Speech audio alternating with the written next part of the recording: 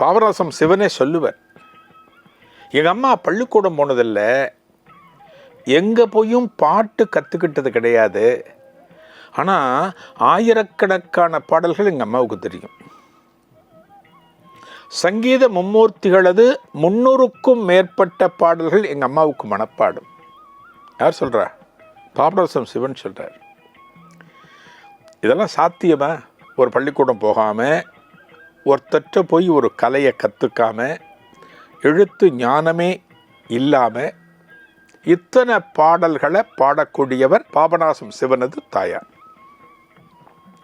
சிவன் சொல்லுவார், நான் இந்த அளவுக்கு இசைத்துறையில் பிரபலமாக இருக்கேன், நிறைய பாட்டு எழுதுகிறேன், நிறைய பாடல்களுக்கு இசையமைக்கிறேன், சங்கீத ஞானம் எனக்கு இருக்குது அப்படின்னா அதற்கு முழுமுதற் காரணம் எனது தாயார்.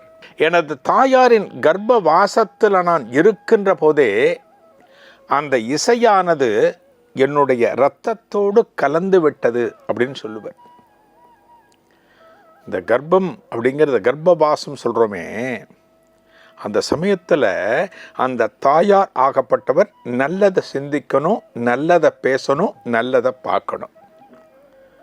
இன்றைக்கி நம்ம பார்க்குறோம் இல்லையா, அம்மா எப்படி அதுபோல் இருந்தாலோ அந்த கர்ப்ப வாசத்தில் இருக்கிற குழந்தைக்கும் அத்தகைய நற்குணங்கள் வருகின்றன அப்படின்னு நம்ம பார்க்குறோம். இதை பாபநாசம் சிவன் அப்படியே சொல்கிறார்.